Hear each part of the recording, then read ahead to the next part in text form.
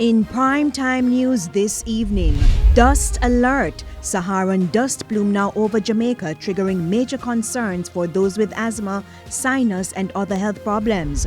Bruised and battered, man lost in prison system for over 50 years gets a beating. But why? And a new face in the cabinet.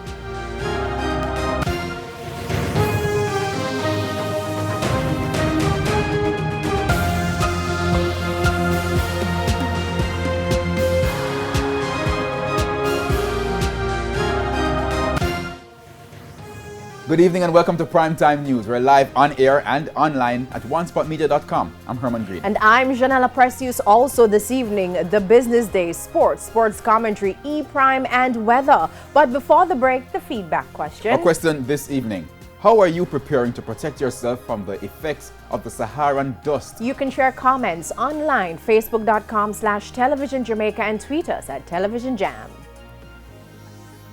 Please stay tuned. Primetime News returns right after this break.